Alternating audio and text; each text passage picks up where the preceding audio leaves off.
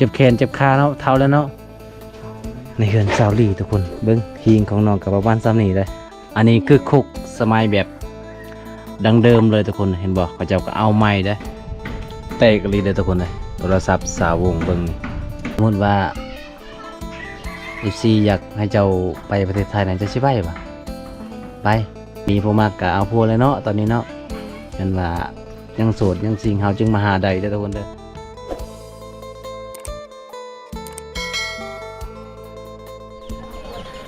เลาะบรรยากาศในหมู่บ้านพี่น้องมาพออาณาพอเฒ่าเพิ่นสบายดีเพาะเฮ็ดได้ช่างอันนี้นะ ยา ตักหญ้า นี่กบนะ โอ้อีเพาะเพิ่นเอาหญ้าอยู่นี่แล้วทุกคน หญ้าเส้นเนาะอ๋อตากหญ้าแล้วก็สิสูบบ่ได้เสียเงินนี่เนาะเฮ็ดเองพี่น้องเพิ่นก็ตากหญ้าหากะซอยนี่บ่หากะซอยนี่บ่น้องท่านให้ ยังกันในแห้งเพิ่นว่าอันนี้เป็นเรือนซานของเปาะเนาะพ่อเนาะอยู่จักคนนี่พ่อ อายะกาอยู่ไว้ โอ้เจ้ากับอายะเลยโอ้เฮ็ดให้ก็บ่ไหวแล้วเนาะ ไม่ได้ให้เลยนี่เลยเอ็ดบักไม่ได้ แขก เจ็บแขนเจ็บขาเนาะเท้าแล้วเนาะ เขามันยามไม่ได้เลย เห็นอะไรคือว่าคันเบิดเข่านี่เฮ็ดไปขอนำผู้ใดลูกบ่ให้บ่ จักนะลูกกระโบมี โอ้เท่าคือกันเนาะโดย กันลูกเมฆกันลูกให้มาลูกกูมีกัน บ่ให้เลยเนาะ แล้ว เอามาพอไอ้พ่อเพิ่นก็คืออยู่กับไอ้เมย์2คนเนาะพ่อเนาะเอาบ่มีหยังสิให้เด้อก็คือหากเข้าครั้งแรกก็เห็นไอ้พ่อเพิ่นก็ทักทายเพิ่นทุกคนเลยจะได้ก็อยู่ดีมีแฮงนะพ่อเด้อไปก่อนเบิ่งเฮือนศาลเขาเจ้าพี่น้องเห็นบ่แถวหมู่บ้านตำหลวงก็คือเฮือนศาลเขาเจ้าใหญ่ขนาดพี่น้องเอ้ย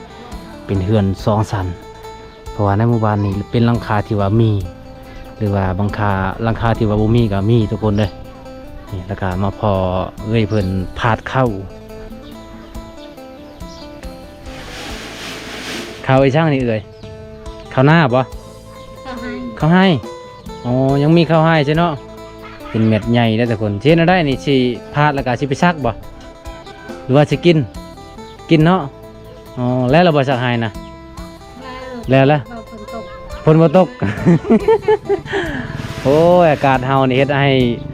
บ้านเฮาอึดเข้าแล้วเนาะนี่ทุกคนเลยก็คือหลายๆหมู่บ้านเลยบ่มีน้ำฝนเพราะฝนบ่ตกพี่น้องอ๋อเพิ่นก็สิผาดเข้าโอ้เอื้อยน่ะมีหงสีเนาะมีหงสีอยู่ใครอยู่บ่มีหงสีแล้วก็มีแต่ตำเอาละคือสมัยตะกี้เด้อคนโดยเอาเพิ่นก็สิผาดสิให้ยานากลางมันออกก่อนเป็นจังสีได้เพราะว่ามันเป็นกะหงสีน้อยนี่แหละเห็นบ่หงสีใหญ่ก็สีไปเลยซ้ำนี่นะได้อยู่แล้วอันนี้เป็นหงสีน้อยเราต้องได้ผาดก่อนต้องได้เลือกก่อนพี่น้องหมู่บ้านนี้ทุกคนก็คือเขาเจ้าเฮ็ดคกแบบโอ้ใหญ่ขนาดเลยพี่น้องเบิ่งนี่หน้าเท่าไร1 2โอ้หน้า60พี่น้องเอ้ยคกแบบทันสมัยพี่น้องเขาเจ้าเฮ็ดเองอันนี้ก็คือเล็กได้เห็นบ่คือเล็กได้กระพุยแล้วก็เอามาเฮ็ดโคกพี่น้องตามวิถีชีวิตของชาวบ้านในมื้อนี้ทุกคนบ่วงกะเลาะแบบในวิถีชีวิตชาวบ้านเนาะอ๋ออันนี้ก็แม่นน้อยพอเนาะสิมังเบิดเนาะนี่ทุกคนเห็นบ่เขาเจ้าแบบบ่มีหงสีคือเฮือนนี่เพาะเนี่ยบ่มีหงสีเพิ่นก็ใส่โคกนั่นแหละต่ำเอาโคกสิมังนั่นแหละมาต่ำพี่น้องเอ้ยทุกคนตอนนี้การสิขึ้นเฮือนศาลของสาวลีแล้วทุกคนเลยเพราะว่าหลายๆเดือนบ่วงกับบ่ได้ไปหาน้องกับไปเฮ็ดงานรับจ้างเวียดนามพี่น้องเป็นศาลของสาวลีทุกคนขึ้นมาเป็นครั้งแรกในชีวิตเลยโอ้มาปะเกือบอยู่เทิงอีก นี่ปะเกือบอยู่เทิงก็เอานำอยู่ลมนะแต่ว่าฝนตกนี่ทุกคนมันบ่สะอาดเด้อสาววงเว้ยโอ้อยู่เฮือนครัวเจ้านี่เย็นเนาะฮะย่ามันแล้ว จ้าเดิมอะไรกิน เป็นจะได้ตั้มบ่ นายตาเจ้าอันนั้นจะตุ่ จักรอนี่พาของน้องไปอยู่เหินอยู่เทิงได้อทุกคนเลยเห็นบ่อันนี้ก็คือตอกที่มามัดปิงซอกปิงชีนแล้วก็เอาตอกนี่มามัดทุกคนเลยโอ้แต่ว่าในเฮือนซาวลี่ทุกคนเบิ้งหิงของน้องกับบ้านซ้ำนี่เลยเห็นบ่ดียิงเลยทุกคนแต่ว่าเวลาเขาตอกนะเอาตัวใหญ่ๆนะ ใหญ่พอแล้วเด้สิ เพราะว่าสำนั้นนะฮะ พอแล้วฉันอยู่ว่าใหญ่ ว่าใหญ่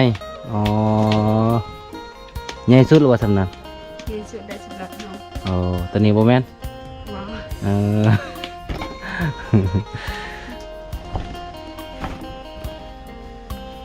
วันนี้ก็มาหาสาววงแล้วทุกคนเลยซื้อด้วยกันแล้วเนาะคอยกับเจ้าเนาะ อาจจะเป็นเนื้อคู่แหละสิกัน ซื้อคือกันเลยทุกคนเลยคอยก็วงอันนี้ก็วงเด้อซื้อคือกันเลยอันนี้เจอเยอะบ่เจ้านะคือว่าทับน้องปะอยู่นี่นะคือว่าไว้อยู่นอกตัวทับแล้วก็ทับลายมันบ่แซ่บเลยทับพอดียางให้มันออกก็ซื้อโอ้มีตัวน้อยๆเนาะจังมากสกินนี่นะสาลีสบู่คนละจังมากจะซองคอยซองเนาะ ซีอิ๊ว จังมากเลย นี่เท่าไหร่ ตามเบิดบุ้งดนะ ห้ามา หามากเนาะหามากก็เป็นคีกและบริคูกันแล้ว อันนี้คือคุกสมัยแบบดังเดิมเลยทุกคนเห็นบอกพระเจ้าก็เอาไม้ได้เอาไม้แล้วก็มาเฮ็ดคุกเจาะเพื่อสิได้เป็นคุกนี่ก็โอ้ยทุกคนเลยก็คือเอาน่าจะเป็นไม้ดูนะนี่นะเบิ่งไม้ดูเลยคุกอันนี้นะคือไปให้ไปส่วนทุกคนก็คือพระเจ้าเฮ็ดเองสบายบริถือคุกตัวนี้คุกพีนนี่ตาบาฮะ ว่าบุญไม่เห็นงานดำและชม อ๋อจากเมื่อไรจะมานี่ และชม สองมื้อนี่อ๋อมาสองมื้อแล้วพี่น้อง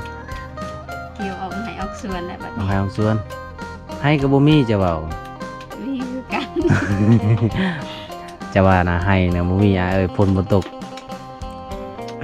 เขาวันนี้มันจะตายเลย เขาเฮ็ดอะไรสักเขาตายเจ้าเสียหญ้าแห่งกระเตกอีกวันสิตาย โตเสียงานแล้ว แล้วบ่แล้วอืมเราทาแต่ฮูดเนาะ คันมันสิยังเด้อทุกคนเลยคันมันบ่ยังแล้วก็แล้วเลยบ่มีข้าวกินแล้วพี่นาเนาะสูงเนาะเบิดในหมู่บ้านเจ้านี่มีการหมดบ่แต่ละไห้เนี่ยข้าวก็บ่มีเบิดในไห้เนาะอืมฝนบ่ตกอันนี้เป็นเฮือนครัวของสาววงเด้อทุกคนสาววงสาวลีสองเอ้ยน้องยังบ่ทันได้มีคู่ยังบ่ทันได้มีคู่ครองผู้ใดยังมาจับจองได้เนาะสูงแต่สิเฮ็ดกินนี่เป็นเนาะเจ้าเนาะจะไปอยู่เวียดนามบ่เป็นจะเฮ็ดเวียกเกี่ยวกับอิหยัง ไม่ได้ใคร ขายเครื่อง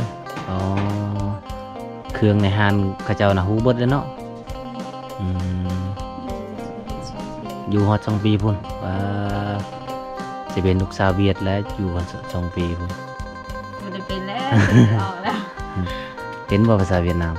ไม่เป็นบ่เป็นแม่นบ่เป็นกินข้าวว่าจังไดเวียดนาม ว่าเป็น เด้โอ้ยเนาะบ่อยากบอกเขาอีก เขาบ่เป็นเลย บ่เป็นอันดิน้องเจ้าได้สัตว์ตอนนี้นะอยู่ไส นี่คือสิบแสบแล้วมันต้อง เป็นอันใดสิเน่า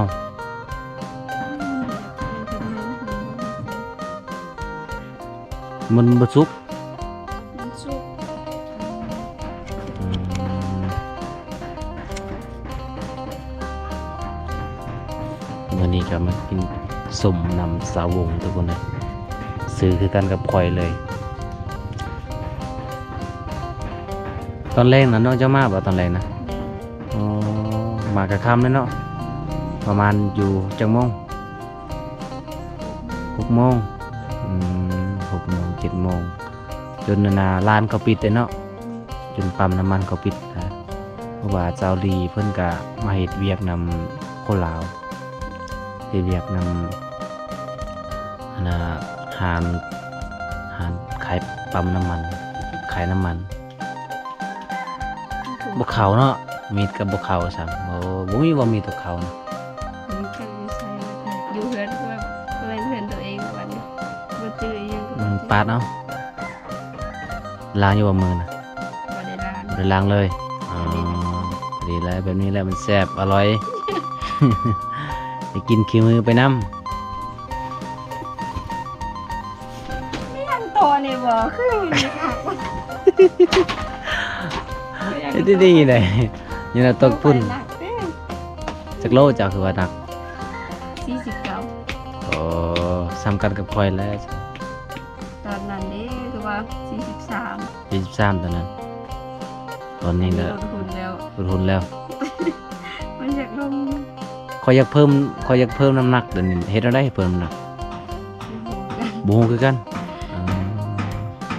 ก็เลยห้ามอดข้าวตลอด อดข้าวตลอดข่อยน่ะอดข้าวบ่ได้ เสาร์3 โมง ก็ ไปก็นอนเลย 3 โมงแรง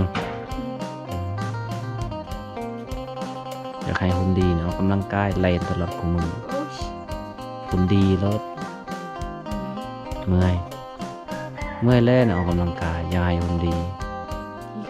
เคยบ่ดินกับกีฬาเคยอยู่บ่บ่เคยเลยบ่เคยเล่นเลยเจ้าอืม บ่ได้เป็นนักเรียน บ่ได้เป็นนักเรียนก็เล่น กูจากเวลาอะไรสิแลนมีได้ขายเครื่อง ตอนแรงตอนเช้าเขาเล่น เออ บ่มีเวลาเลย เห็นตื่นเสาร์อยู่ อ่านอนอยู่พุ่นเลยอืมเอาตอนนี้เรียบร้อยน้องก็สิตำมักตองผู้ใดเคยกินมักตองแม่นมาได้เด้อทุกคนเลยอยู่ฝั่งไทยแม่นเขาเอิ้นจักเขาเอิ้นมักหยังเนาะบ่ฮู้เด้อ ภาษาไทย อืม บ่ฮู้คือกันภาษาบ้านเฮาเด้มักหยัง มักต้องคือกัน มักตองคือกันบ่แม่นว่าปลาไหลบ่ อีน่ะเจอปลาไหลแอน ปลาไหลเลย น่ะกรุงอย่าปลาไหลแอน ปลาไหลมักตอง อุ้ยตะเวนตะเวนปลาไหลนั่นแหละ อิหยังจ้ะมักตอง มักต้อง อืม บ่แซ่บ ปลาไหล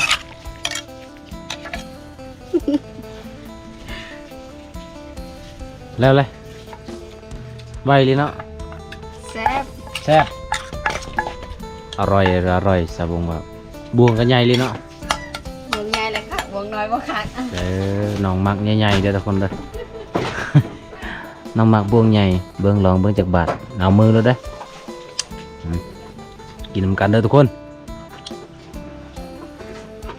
อืม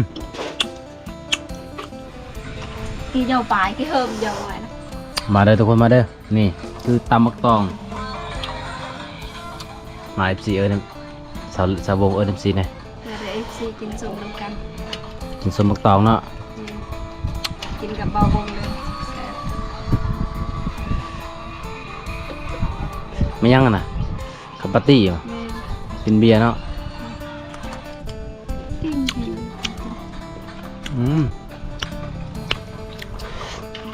แซ่บๆพี่น้องวะ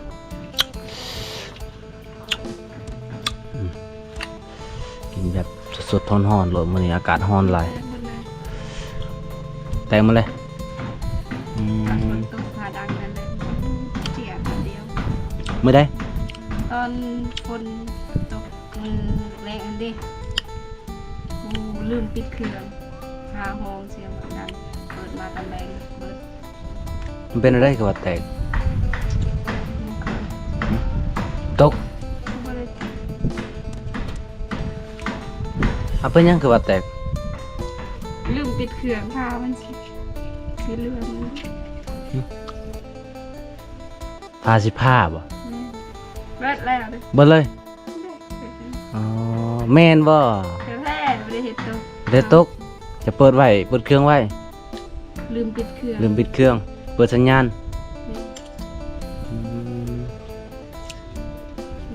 น้องที่เฮินจะบ่เป็นหยังบ่ อนอยู่ฮานพุ่น อยู่ฮานพุ่น แม่น อ๋อ โอ้ได้เอาเข้าเครื่อง ดังแห้งบ่ โอ้เหนียววันเลยตกใจโอ้บ่ได้สนเลยว่าเรื่องโทรศัพท์มีแต่เอาเข้าเครื่อง เบิ่งแตกอีหลีเด้อทุกคนเลยโทรศัพท์สาวงเบิ่งนี่พังหมาแล้ว iPhone ตัวใด iPhone 7 iPhone 8อ๋อฮอนเนาะ iPhone นี่ฮอน ฮ้อนขนาดเลยพี่น้องก็คือแบบ Samsung ยังแบบ Oppo มันก็ใส่ได้สบายแต่ว่ายังมันฮ้อน มันหอมไว้กันนะ ฮ้อนไหวเลยกันรุ่นสูงๆนะบ่ฮ้อนเนาะ อืม รุ่น16 17มันก็บ่ฮ้อนแบตก็ทนอีก อันนี้มันหยุดวิทย์แล้ว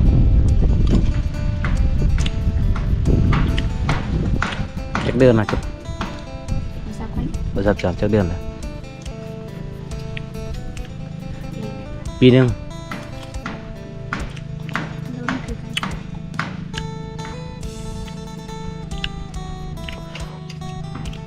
มันให้ซื้อหน่วยใหม่แล้วเนาะ แต่เจ้าของยังไม่ทันมี มันทันได้มี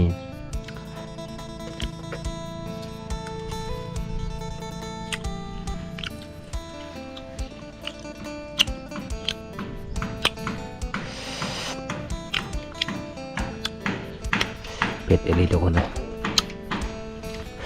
บันนี้เจ้าชีมาเห็นงานอีกบูนเลยบูนแนวสีสมัครเนาะบนเก่าน่ะเวทแล้ว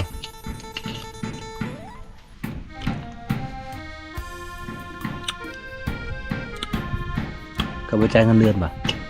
ตอนใจแล้วตัด ตัด ตัดครึ่งหนึ่งใจครึ่งหนึ่ง อ๋อเฮ็ดเวียกอยู่หันเนาะ เห็นเรียกกระบังนักเงินเหมือนมันเงินเงินงานเดียวนะแต่เวลาจะกินข้าวมัน อ๋อเวลากินข้าวยังบ่มีแล้วทุกคนเลยน้องบ่าวเฮ็ดเวียกเฮ็ดเวียกหนักแต่ว่าเงินเดือนก็บ่จ่ายครึ่งหนึงเนาะ พอขับเรียกบุกละตัด อ๋อ ขับเรียก5 มื้อซื้อการใช้สลิง ตัดครึ่งหนึงเลย เงิน3ล้านเนี่ยตัดล้านห้าขาดก็บ่แม่นว่าสิตั้งใจขาดเนาะขาดแบบบ่สบายจำเป็นเพิ่นก็ตัดคันจะบ่ขาดเดือนหนึงเท่าใด 3 ล้าน 3 ล้านอืม 3 ล้านก็หาเดือนหานี่พอกิน อืม 3 ล้าน2 ล้าน แต่ว่ากินอยู่น่ะน้ำเขาเนาะคือแบบมันเป็นห้านใหญ่ในเมืองนองเลยเนาะมีแต่ห้านเซาลี่อยู่หั่นแหละทุกคนเลยก็คือเป็นห้านเบียดที่ว่าใหญ่เป็นสาขาใหญ่ก็คือผู้ใดก็มาเอาในห้านลาวเบิดเนาะในเมืองนอง เป็นห้านที่ว่าใหญ่เลยทุกคนแบบเขาเจ้าทรงประเภทคลองนี่ก็คือเป็นรถบไดขายย่อยเนาะขายยก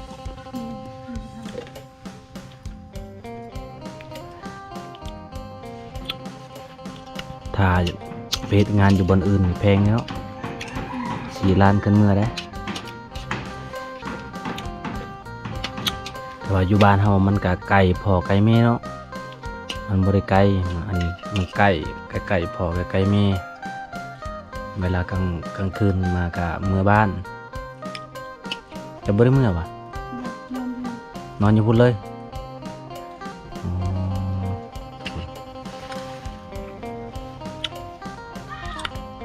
ทางสาวจะเมื่อสาลีจากเดือนน่ะสาลีบ่ได้มา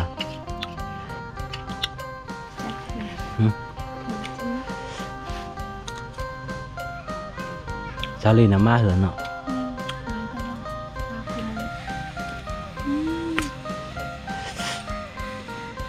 บ่ได้ใส่ปลาแดกตัวนะมันใส่ปลาแดกครับ มีไปได้ แซ่บแล้วก็มีกระปูพร้อมเนาะ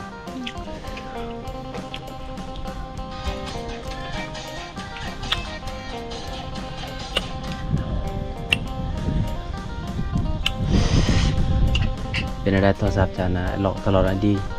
ให้ใส่ ID ตลอดอ๋อเป็นอะไรคือว่าให้ใส่ ID ตลอด หรือยังมันต้องใช้ไอดี เออแต่เขาลืม ID นี่แล้วเลยเนาะใส่งานบ่ได้เลย มันบ่ได้แบบนี้ เป็นแบบใดอืม มันให้ใช้ไอดีแบบนี้ แบบนี้เนาะให้ใส่ ID จึงโหลดได้ มันเป็นบางหน่วยหรือว่ามีแต่หน่วยเจ้านี่ คือกันว่า คือกันเบิดโอ้ บางคนกดเจอไอดีเขาได้ จะบ่ได้ชื่อเฮ็ดได้สับบัดนี้เจ้าคันเจ้าสิล้างเครื่องนี่มันต้องใส่ ID ได้ โอ้ย บ่เลย เรียนแบบนี้ ดินแบบนี้เลย โอ้ยทุกคนเพราะว่า iPhone นี่มันยากเนาะสาวงเนาะถ้าว่า Android นี่มันก็ใช้ง่ายอยู่ได้ทุกคนเลยบ่ได้ใส่ไอ้ดอก ID แต่ว่า iPhone นี่แต่ว่าเฮาลืม ID เฮามันก็เรียบร้อยเลย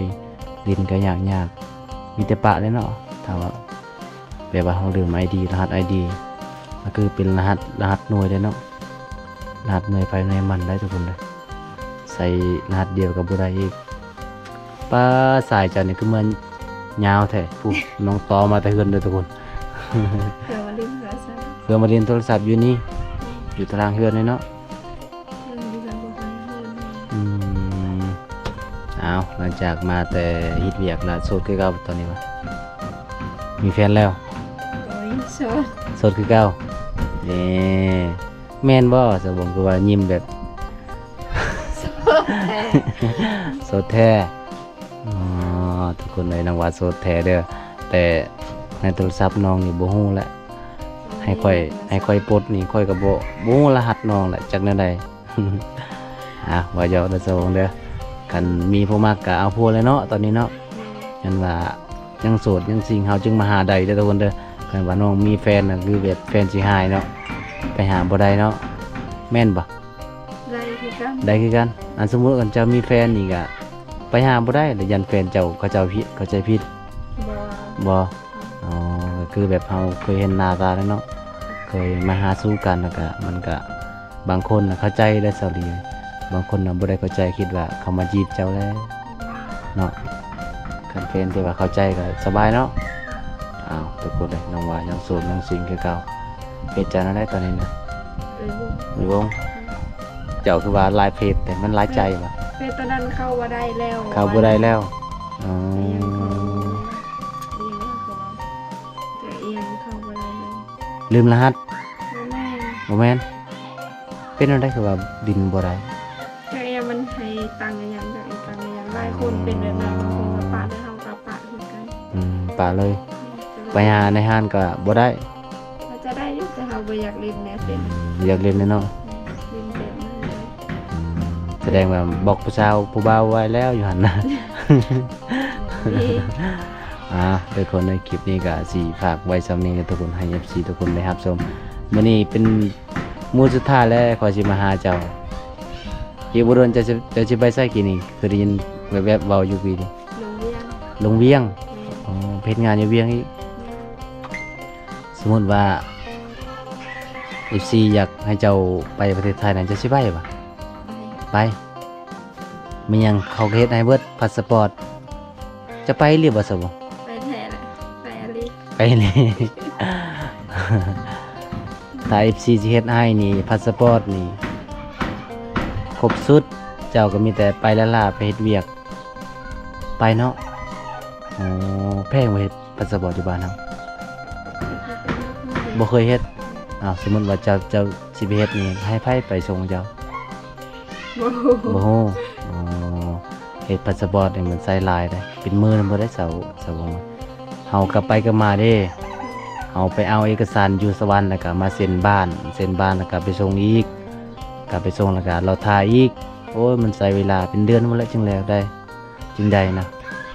ตามที่ประสบการณ์ เวลาบ่ แม่น